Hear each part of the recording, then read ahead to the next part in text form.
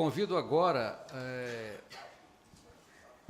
Emerson Tadeu Grigoletti, advogado especialista na matéria.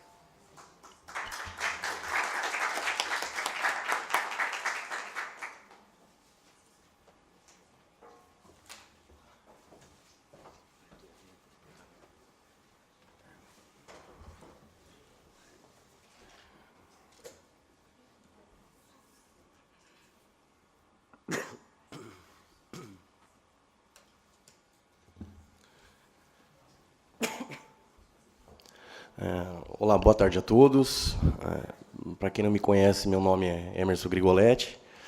Eu sou advogado já atuante há 15 anos, especialista na área de Direito à Tecnologia da Informação e Direito Digital.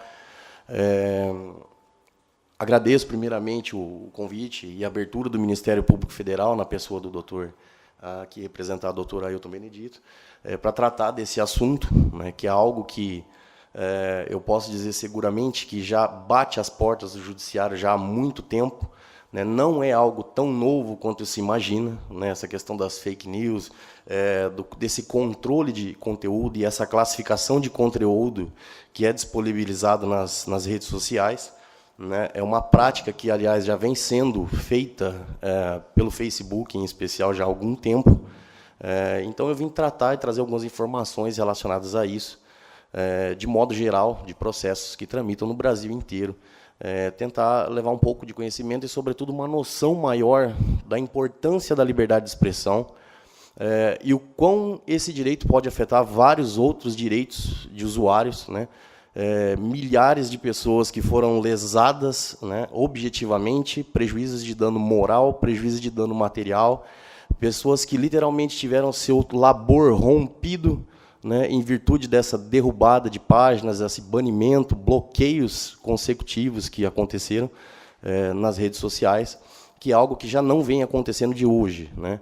Já há mais ou menos 2 anos e meio isso vem acontecendo, e eu acredito que o auge chegou justamente nesse momento, sobre uma, entre aspas, justificativa de que isso seria plausível e aceitável, desde que o conteúdo a ser controlado se referisse a fake news, né?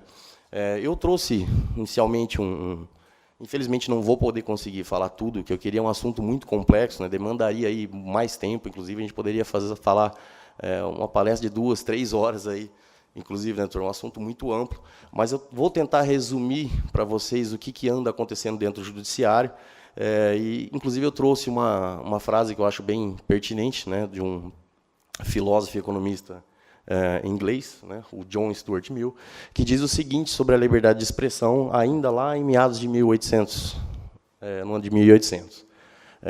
Se a humanidade toda tivesse apenas uma opinião e apenas uma pessoa fosse de opinião contrária, a humanidade não seria mais justa, silenciando aquela pessoa, do que ela, se tivesse esse poder, seria justa em silenciar a humanidade.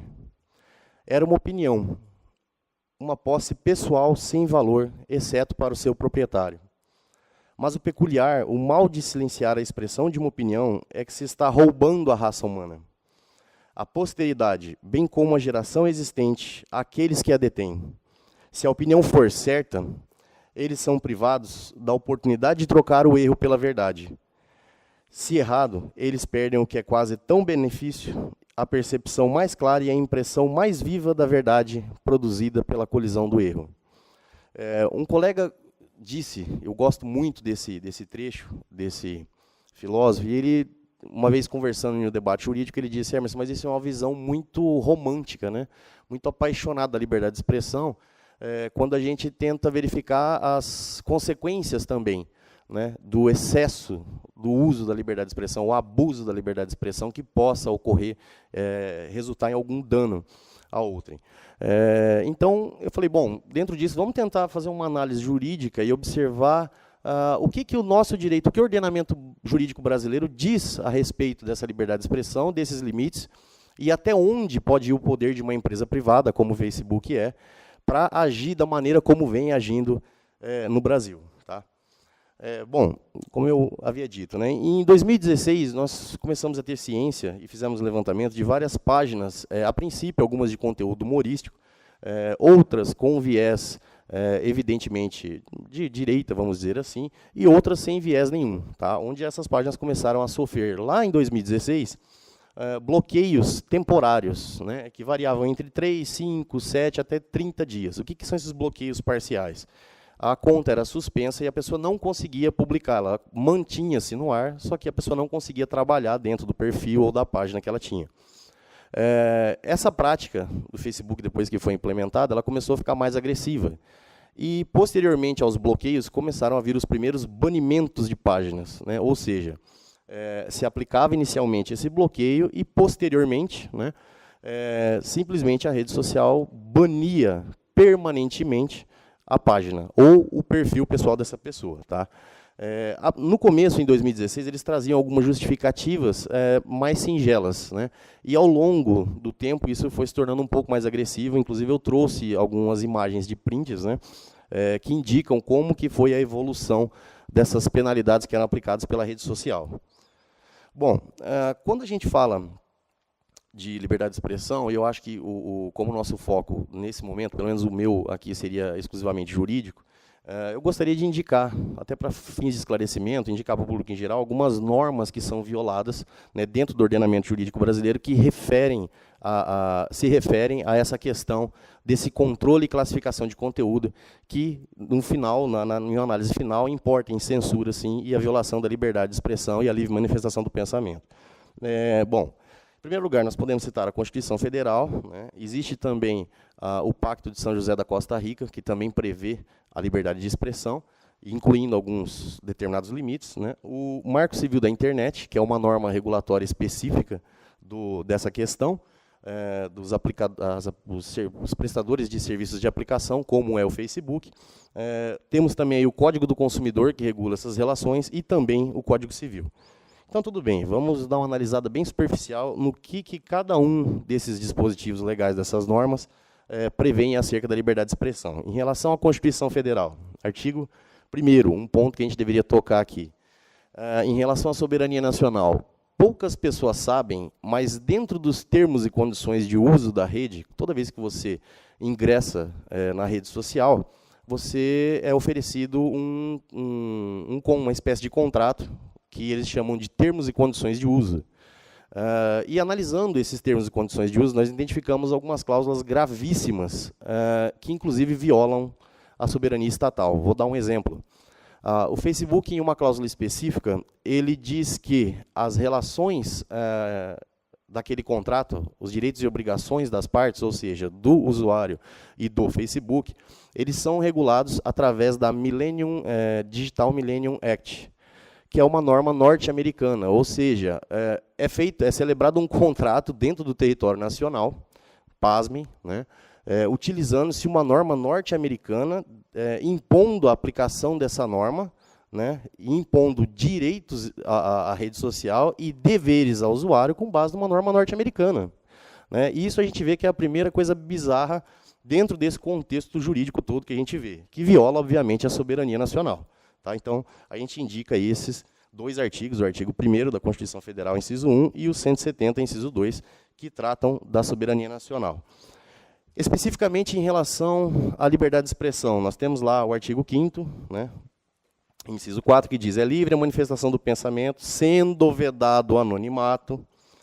E o artigo 9º, que diz: é livre a liberdade de expressão, de atividade intelectual, artística, científica, etc. O artigo 220 vem complementar, especificar as formas que esse direito é exercido. Né? Nenhuma lei conterá dispositivo que possa constituir embaraço à plena liberdade de informação jornalística em qualquer veículo de comunicação. E o parágrafo 2º finaliza dizendo o seguinte, que é vedada toda e qualquer censura de natureza política, ideológica e artística. Bom, quando a gente pensa em Constituição, ela não costuma ser uma norma que a gente diz no direito, uma norma de eficácia plena. Né? O que isso significa para as pessoas de modo geral? A gente não consegue auto-aplicar essa norma, porque ela dependeria de uma regulamentação. Certo? No caso do Brasil, houve uma regulamentação posterior dessa norma, e aí a gente pode citar, em primeiro lugar, só um minuto, o Marco Civil da Internet, que regulamentou esses limites, vamos dizer assim, da liberdade de expressão. Bom, em primeiro lugar, o Marco Civil da Internet ele garantiu, né, e reafirmou a obrigação do Poder Judiciário e do Legislativo e do Executivo em garantir a livre manifestação do pensamento, a liberdade de expressão, nos termos da Constituição. Em segundo lugar, em nenhum dispositivo do Marco Civil da Internet se permitiu, de forma direta ou indireta, que o Facebook tratasse ou qualquer outra rede social ou qualquer outro prestador de serviço de aplicações ou de conexão da internet. Não há nenhuma previsão legal de que eles possam, direto ou indiretamente, exercer controles e classificação de conteúdo. E nem poderia ser diferente, não é? Porque, a partir do momento que a gente autoriza uma empresa privada, ou, se fosse numa situação até mais grave, o Estado, a controlar e classificar conteúdos, nós estaríamos, literalmente, regularizando a censura. Tá? No Marco Civil não existe. Ao contrário disso, do entendimento que a gente pode extrair do que dispõe o Marco Civil, é que, no artigo 19, especifica-se o seguinte: com o intuito de preservar, de assegurar a liberdade de expressão e impedir a censura, o provedor de aplicações somente poderá ser responsabilizado civilmente por danos decorrentes do conteúdo gerado por terceiros se, após ordem judicial específica, não tomar as providências para, no âmbito dos limites técnicos do seu serviço e dentro do prazo assinalado, tornar indisponível o conteúdo apontado como infringente, ressalvadas as disposições legais. Ou seja, o único dispositivo que permite que a rede social faça alguma coisa, tá, seria esse. E, como vocês podem ver, a norma é extremamente clara em dizer o quê? O prestador de serviço de aplicação, como é o Facebook, ele somente pode, a atitude dele, o controle de conteúdo, por exemplo, ele poderia sim tirar o conteúdo mediante uma ordem judicial. Tá? É um requisito da lei. A lei, em momento algum, ela garantiu que um prestador de serviço de aplicação pudesse retirar o conteúdo por mera análise dele. Né? Tanto é que esse artigo 19 impõe que a rede social, ou esses prestadores de serviço de aplicação, ele somente será penalizado se ele não cumprir a ordem judicial. Tá? Pelo contrário, se uma pessoa, vamos trazer uma situação concreta para vocês entenderem melhor. Uma pessoa, vamos supor que eu tenho meu Facebook e, de repente, alguém cria uma postagem ofensiva em relação a mim. O Facebook pode ir lá simplesmente tirar, não, vou preservar os direitos do Emerson, eu vou me intitular legítimo daquele direito e ir lá e retirar esse conteúdo. Não, ele pode fazer isso? Em momento algum, né, repito, nem no Marco Civil na Internet, nem na Constituição Federal, nem no Pacto de São José da Costa Rica, existe essa previsão legal. O que o ordenamento jurídico brasileiro impõe é que viabilize o meu direito de defesa, de eu buscar o judiciário para entrar com uma ação, né, informando essa ocorrência, a prática de um delito, uma difamação, uma injúria, uma calúnia, e eu, através das provas e elementos que eu tenho, comprove para o juiz que isso ocorreu e o juiz determine a retirada desse conteúdo. Por que o juiz? O juiz, existe todo um instituto, um ordenamento jurídico inteiro que regulamenta a profissão da magistratura, justamente para garantir uma imparcialidade. Né? Como que a gente pode permitir e admitir que uma empresa privada exerça esse poder de polícia e esse poder de Estado juiz para definir o que pode ou não ficar na rede? Né? Sobretudo em virtude desse artigo, que nos dá a entender claramente que apenas mediante ordem judicial eles podem fazer algo. Então, nessa situação, se o juiz determinar que aquele conteúdo que me ofendeu fosse retirado e o Facebook não atender, aí sim ele será responsabilizado. E, por via inversa, a lei, inclusive, dá uma imunidade ao Facebook, por exemplo, uma rede social, que é a que a gente está debatendo aqui no caso. A título de exemplo. A lei possibilita, inclusive, que se o Facebook cumprir essa ordem judicial, ele não vai ser responsabilizado. Certo? Ele vai lá e retirou o conteúdo. Então, assim, qual seria a justificativa para o controle de conteúdo e classificação de conteúdo exercido por uma rede social?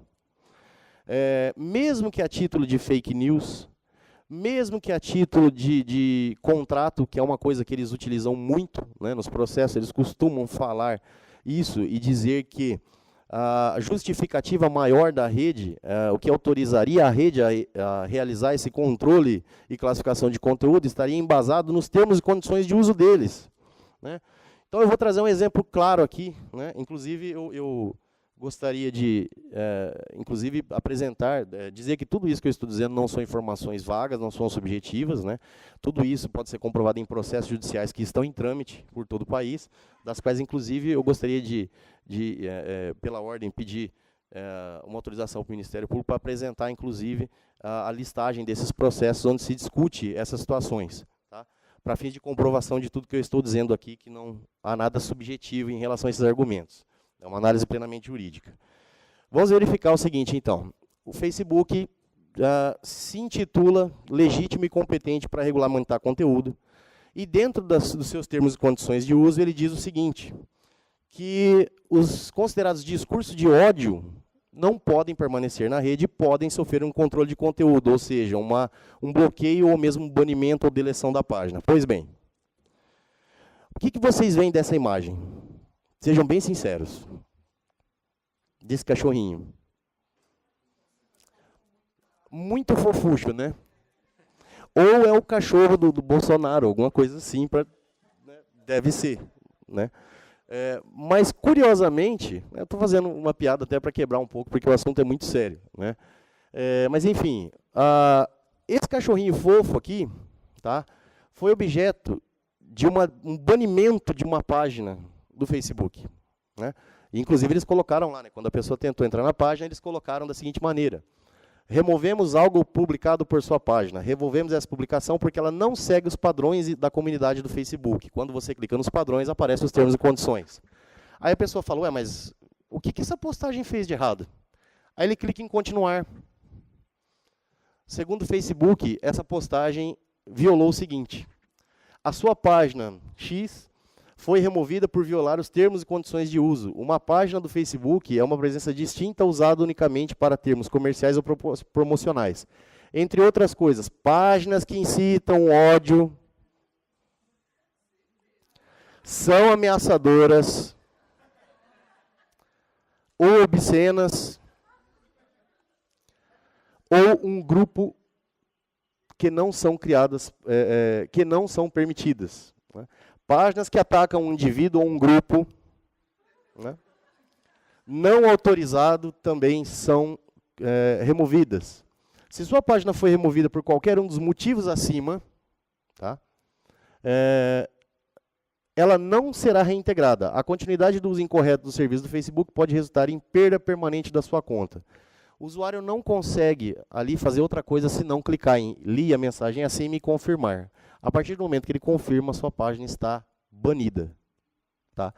Por causa desse tremendo discurso de ódio, tá? Aparentemente, pode parecer bastante engraçado, né, a gente falar isso, e realmente, quando eu comecei a fazer um estudo dessas situações no Brasil, eu fiquei realmente horrorizado, e eu falei, não é possível que isso esteja acontecendo. Mas aconteceu. Essas informações são oriundas de processos judiciais, são informações oficiais de muitos desses processos aí, patrocinados por inúmeros colegas aí, advogados por todo o Brasil, né?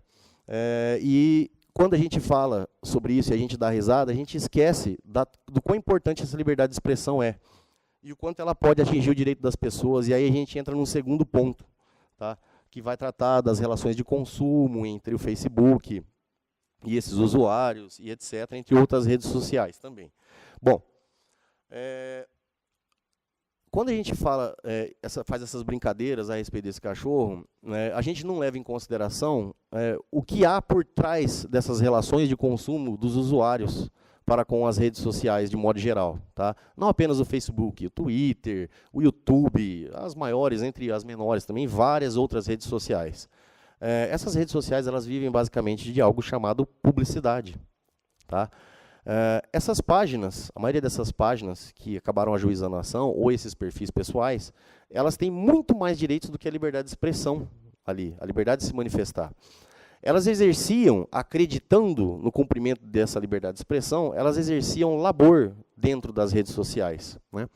Os perfis pessoais, por si próprios, eles já geram uma série de direitos das pessoas, como, por exemplo, direitos de bens imateriais. Vocês já pararam para pensar qual é o valor do seu Facebook em relação às imagens que vocês têm, as postagens que você faz no domingo de família, almoçando, com a namorada, com o marido, com a esposa, os amigos, filhos, família, os relacionamentos, as pessoas que você cria lá, de relacionamentos novos. Tudo isso o direito reconhece como um valor, ainda que imaterial, né? Uma espécie de bem material que há uma valoração e que muitas pessoas muitas vezes não pensam, olha, eu vou fazer um backup permanente do Facebook, que vai que de repente ele deleta a minha página ou o meu perfil de imediato e eu fique sem ela mais. Ou seja, uma deleção de um perfil que seja, ou de uma página, pode causar várias violações de direitos imateriais, de bens imateriais dessas pessoas, gerando dano moral, por exemplo. Tá? Danos materiais. Emerson, mas e as pessoas que não pagam, que não têm nenhuma atividade remunerada? Bom, será mesmo que as pessoas não pagam? Inclusive, aí entra numa questão se todos os usuários do Facebook se aplica ou não o Código Consumidor, em virtude do Código Consumidor dizer que apenas os serviços remunerados são considerados dentro de uma relação de consumo, né? Bom, o Facebook tem a remuneração direta daqueles que pagam pelos serviços de impulsionamento através de curtida, e aqueles usuários comuns que não pagam também gozam do mesmo direito e proteção legal do Código Consumidor. Justamente porque eles são a presença desses usuários acabam remunerando o Facebook indiretamente.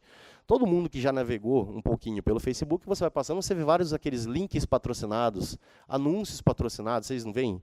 Pessoas que estão divulgando serviços, produtos, joguinhos, outros serviços, inclusive, fazem patrocínio. Então, o Facebook tem a remuneração indireta disso. Então, se aplica o Código Consumidor, mesmo para nós que não somos pagantes direto, porque indiretamente nós remuneramos a rede.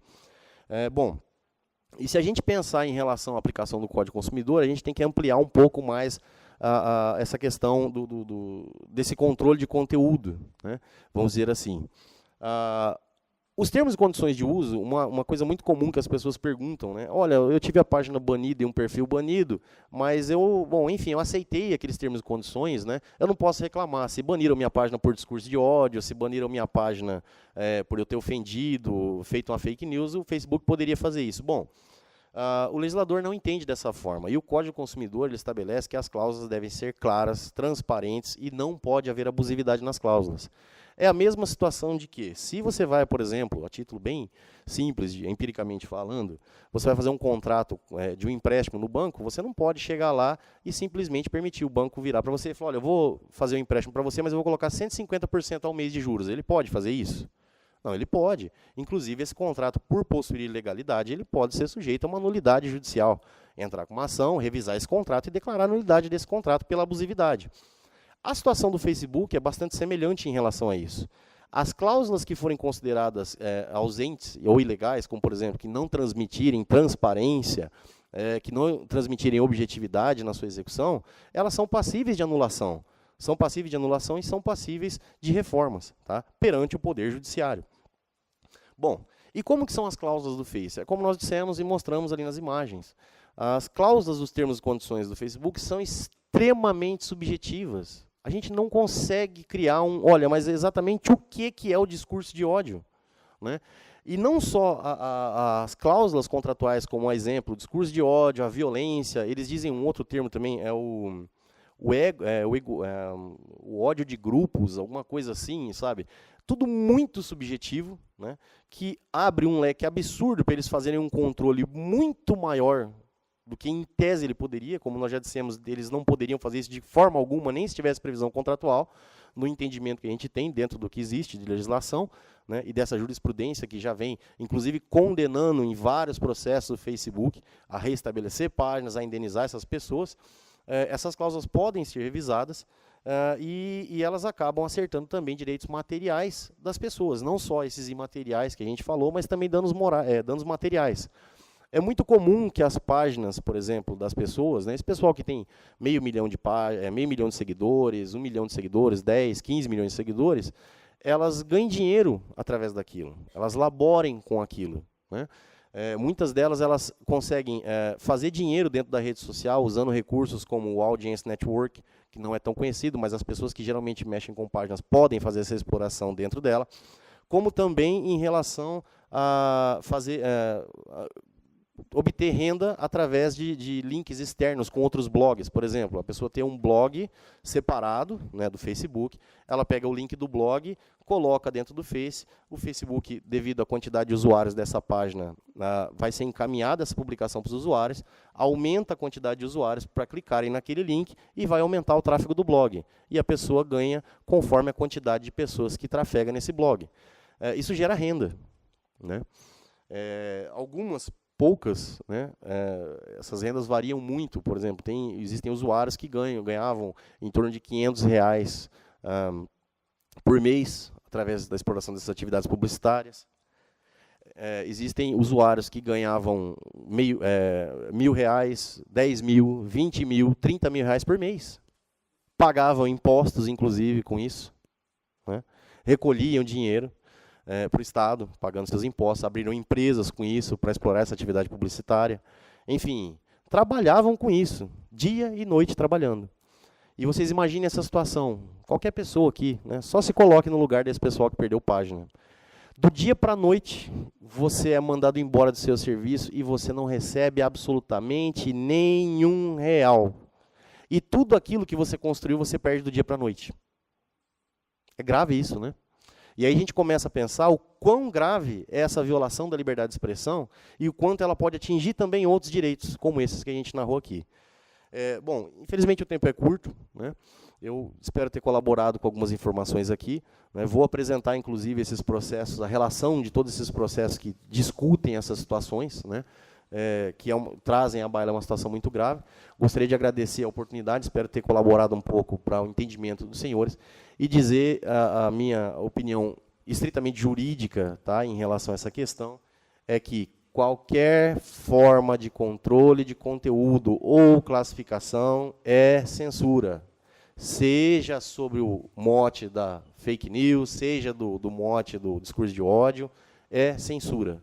Isso não pode ocorrer e a legislação é extremamente clara ao atribuir essa competência do que pode ou não ficar disponibilizado numa rede social ao Poder Judiciário. Apenas um juiz pode determinar se isso pode ou não, se isso é ou não crime e se deve ou não ficar na rede. Nenhuma empresa privada e nem mesmo o Estado, por si só, sozinho, né, e aí eu digo executivo e legislativo, poderia exercer esses controles que a rede vem exercendo e lesando tantas centenas de milhares de usuários país afora. Tá joia? Espero ter colaborado com o debate e obrigado.